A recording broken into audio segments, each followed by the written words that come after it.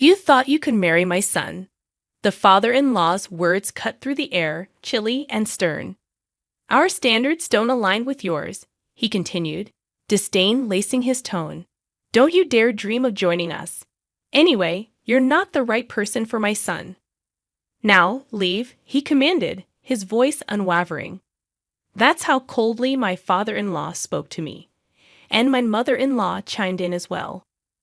You wouldn't have approached Alex for money anyway, she added, her disapproval palpable.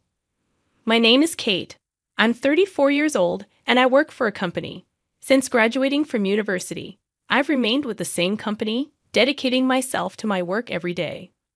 Some of my coworkers left to start their own businesses, get married, or have children. Despite this, I stayed, committed to my career. You might think I'm a lonely workaholic woman, but I'm not. I have a boyfriend named Alex. Alex was a business partner. Initially, I thought of him as a nice young man who took his work seriously.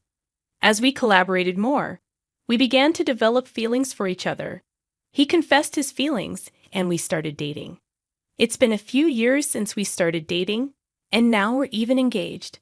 But if you ask me if I'm worried about marrying him, I have to admit there are some concerns. He's still young, even younger than me. I wonder if he'll be okay with me being older. Though he says age doesn't matter, I can't shake off my worries. His father is a business owner, and Alex works for his father's company. This means that in the future, Alex will take over the company and become its president. I fear his parents will oppose our marriage. I've been feeling uneasy about it for a long time. Of course, I was happy when he asked me to marry him, but I wonder if we can really tie the knot. However, Alex doesn't seem to mind at all. His optimism is one of the things I find attractive about him. He's already met my parents, and we often have nice dinners together. My parents have agreed that we are getting married, and they like Alex very much. Finally, the day came to meet Alex's parents. For weeks, I had been nervous about the visit. Their house was spectacular, as expected for the president of the company. It was a grand mansion that made me feel like I was in a royal palace or something. Instantly, I began to wonder if my clothes were appropriate for the occasion. I had prepared some fine clothes, but I wasn't sure if they were good enough. I come from a modest family, and it would be a world of difference compared to Alex's house.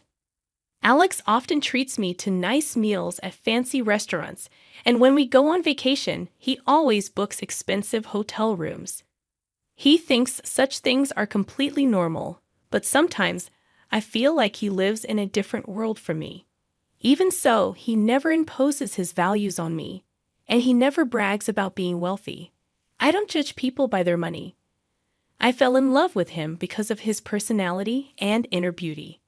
Initially, I questioned why he was dating an older, attractive woman like me. But his sweet words reassured me that he genuinely appreciated me for who I am. In other words, because we love each other for who we are on the inside, Alex and I are getting married. I believe I've met a truly wonderful man, so I want his parents to approve of our union. Don't worry, babe. I've already told my parents about you. He tried to encourage me. Then the front door opened, and his mother welcomed us. Welcome, you must be Kate. Yes, I'm Kate. Nice to meet you. I replied as his mother gave me a quick nod and ushered us in. Inside, there was a vast living room, and Alex's father was waiting for us, seated on a luxurious, fluffy sofa. I suddenly felt nervous all at once. Of course, I was nervous when I met his mother, but his father was even more intimidating, as one would expect from the president of a company. It is a pleasure to finally meet you. My name is Kate. Thank you for inviting us today. I managed to say, my voice slightly trembling. Alex looked at me and smiled. Don't be so nervous. But his parents weren't smiling at all. Instead, they stared at me with icy eyes, sending a shiver down my spine. Please sit down, his father instructed, gesturing to the sofa. It felt like a job interview. Well, no, excuse me, his father interjected the moment I sat down. His mother followed suit. Hey, Mom, Dad, what are you guys doing? What do you mean no? It's rude to say such a thing. Alex was upset and tried to defend me, but his parents didn't seem to listen. "How old are you anyway? You look pretty old to me," his mother remarked. "I'm 34, I replied, feeling a knot form in my stomach. "I'm only 6 years older than Alex." "How can we accept Alex marrying an older woman like you?" she continued. "Besides, it's already too late for you to have children, isn't it? We need someone who can give us grandchildren. And for me, it has to be a young woman, at least younger than Alex," his mother added, her words cutting through me like a knife. I knew they would bring up my age. "And you're still single at your age. I can't help but think you have some kind of problem. Maybe you're too difficult or have a bad personality, something like that," his mother concluded, her tone harsh and judgmental. "Mom, what are you talking about? Kate is a wonderful person with a great personality," Alex interjected, trying to diffuse the tension. "But then why hasn't she married before?" His mother's sharp question exploded into the room. "Excuse me," I responded, feeling the weight of their scrutiny. "I know I'm a little older to be married, but I love my job, and I wanted to work harder. I've always prioritized my career over marriage. That's why I didn't get married until I reached this age. It wasn't until I met Alex that I realized I wanted to get married." I tried my best to explain, feeling the pressure mounting from his parents. But their attitudes remained unchanged. Wouldn't working harder be more beneficial? It's not like the company you work for is a big one. Even if you work hard and get promoted, you don't get paid much, do you? His father questioned, his tone dismissive. "I think you should focus more on making yourself more attractive as a woman. You know, it would be nice if you got." His mother paused, searching for words. "Yes, even at your age, you can still look a little better. Maybe some plastic surgery would help," she suggested, her words cutting through the air. "Honey, that's too straightforward," his father chided. But they both laughed, seemingly amused by their own remarks. It was the first time I saw them laugh, but it was at our expense. I was shocked and angry, unsure of how to respond. "You thought you could marry my son. Your standards don't match ours. Don't you dare dream of joining us. Anyway, the point is, you were not the right person for my son. Now, leave." His father's words were cold and cutting. That's how coldly my father-in-law spoke to me, and my mother-in-law got in on the act too. I recounted, feeling a surge of frustration. "You would have approached Alex for money anyway.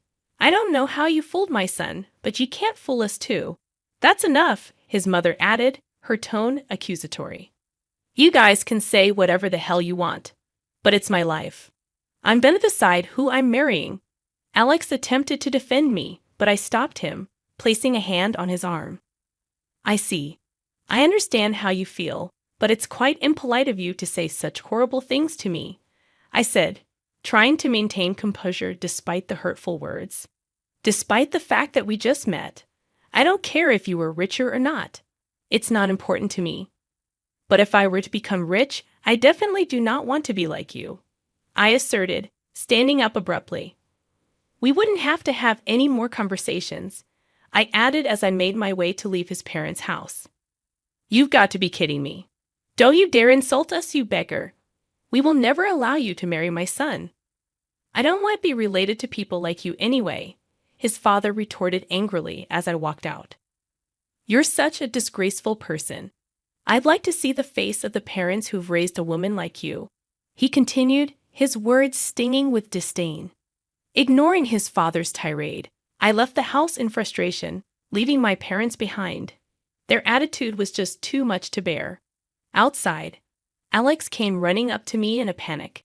"Kate, I'm sorry. I never thought my parents would say something like that. I mean, it was a horrible thing to say, but maybe it's a good thing. It would have been a lot more pressured if we got married in that situation. Anyway, I'm leaving them. I'm not taking over Dad's company.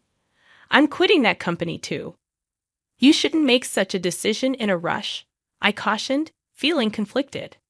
"I'm not. I really do love you, Kate. We didn't get together for money, so there should be no problem if I leave the house," he reassured me earnestly. "Well, that's true, but," I began, uncertain. Let's go to your parents' house and tell them about this, he interrupted, taking my hand and leading me away. My parents were surprised at our sudden visit, but welcomed us warmly. Over tea, we recounted what had happened. My father listened without saying a word until Alex mentioned his father's company. Alex, your father's company is called Space C, right? And your father's name is Patrick Smith? Yes, but why? Alex replied, puzzled. That's what I thought. I see. Why don't we go with you to your parents' house now? My father suggested cryptically. Dad, what's going on? I asked, bewildered. Because they said they wanted to see her face, right? Let's go show a face then, shall we? My father declared, surprising me with his resolve. My father wasn't the type to provoke or anything like that, so I was taken aback, but he seemed determined, leaving us no choice. We ended up going to his parents' house again, this time with my father leading the way. When Alex's father answered the door, not his mother, the tension was palpable. You again, I won't forgive you, no matter how many times you come back, Alex's father began, his tone icy.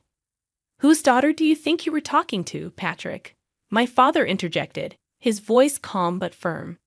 It took Alex's father a few seconds to finally recognize something, and the atmosphere shifted as realization dawned upon him. Mr. Anderson, is that you? You finally remembered your daughter. That means her father is you, my father declared as he confronted Alex's father. That's right. She's my only daughter. We had her later in our marriage, Alex's father admitted. How dare you insult my precious daughter? Have you forgotten what I told you back then for 3 years? No, you see. When you were arrested for smoking, drinking, and even caught shoplifting, I covered for you and gave you a chance to become a better person, didn't I? I did all that I could so that you could get a decent job. Didn't I teach you that no one can live alone and we all support each other? And yet, as soon as your company is successful, you forget all that, haven't you? My father continued, his voice filled with disappointment and frustration. I apologize for that, Alex's father said, bowing his head to me, acknowledging his wrongdoing. Alex's father seemed to be fragile now, a complete change from what he was before. If you're going to be the president of a company, you need to treat people with compassion. You think you're better than others because you're successful, aren't you? Aren't you looking down on people when you shouldn't? My father admonished, trying to impart some wisdom. Just when I thought you'd finally come to your senses, you're back to your old self. You're a real pain in the ass. You know that, Patrick. My father scolded, his frustration evident. Honey, you should apologize to her as well. Alex's mother interjected, bowing her head to me as well. I felt relieved that Alex's parents apologized to me, though the tension in the room was still palpable. I'm leaving this house, and I'm leaving the company too, Alex announced suddenly, causing panic among his parents. Wait a minute, if you leave, who's going to take over your father's role? You're the only one we have left, his father protested. I'm sick of you controlling me over everything. I'm going to start my own company and see how far I can go on my own. And I'll marry Kate as I promised. Thanks for everything, Alex declared, bowing his head to say goodbye to his parents. They froze up, turning pale, as we left them behind. It was then that I learned Alex's father was one of my father's students during high school. After Alex quit his job and started his own business, I continued working, supporting him as he pursued his entrepreneurial dreams. Alex proved to be talented as a business owner, and his company began making profits at an early stage. Eventually, we got married and became husband and wife, living with joy every day, supporting each other through thick and thin. As for my father-in-law, he faced consequences for his behavior, as some of his subordinates sued him for power harassment. His dismissal from his position as president taught us the importance of humility and compassion, no matter how successful one becomes. I have my father as a role model, and I cherish everything he taught me, striving to live my life with dignity and gratitude.